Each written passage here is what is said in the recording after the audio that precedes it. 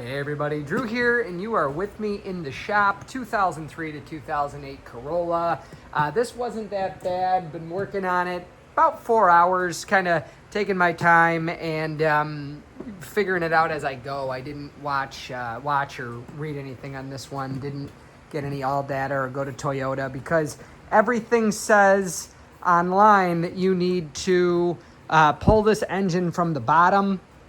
Basically, pardon my appearance, by the way, but basically the frame with the transmission and the engine on it is put up underneath the car when it's assembled.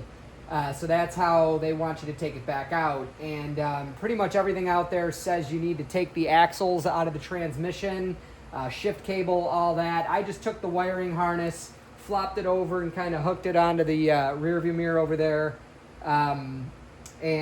Basically just used common sense. I've been wrenching on cars for a long time. So there is, quite a few opportunities for things to go wrong still. Like as we speak, I'm hooked on the, let me see here. We might need to actually loosen back up. I'm hooked on a line. There we go, we're past that. There's still things that could go wrong, but I certainly don't see why this needs to come out the bottom. And I certainly don't see why I need to do the axles. Here we're hooked again on a line. It's always nice to have a helper.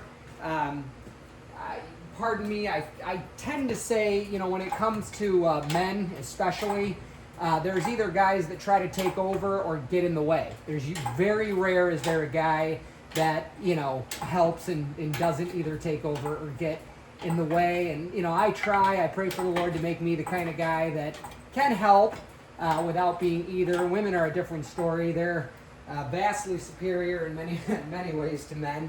We'll leave that alone right where it's at. But other than looking like I'm going to grab a piece of weather stripping with the exhaust manifold, I'm going to slide back here just a little bit.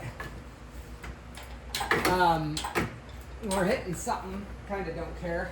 The radiator's out of it, and the AC condenser's way back in there, so that's not a worry. I still don't understand why, in 4 hours with no guide, no guide whatsoever, I was able to do this. The axles, I'm going to try to give you guys some footage. I'm just about to clear the oil pan. Of course, I left this jack in a stupid place. Now, my concrete floor, this is the shop the Lord provided, and I love it because of that. But it is not the kind of shop that, it's got a 100-and-something-year-old, I think 110-year-old concrete floor that was poured over wood. It's crumbly, so I'm not just going to whip this back. Unfortunately, like an idiot, I left my jack, and I'm in a dangerous place right now, by the way. I left my jack under there and holding up the car. So now that that's out of the way, I'm very gently, see, because it says right on this thing never to move it with an engine on it, but who reads instructions? Just want to give you guys some more footage. Still not understanding why those axles need to come out. There's those axles right there. The other side, it couldn't interfere with anything. The only motor mount or transmission mount I disconnected was this one, which is right here. And there's a link in the description to the only difficult bolt. I'll show you where those were. Let me see here. I'm going to pull you guys off. Stand with me. Now that you're off the tripod. See those two holes right there? Dead center of your screen. There. Those were really hard to get. I went through... I took the steering pump off and fixed it to the firewall. Same thing with the air conditioning. You don't need to evacuate the air conditioning.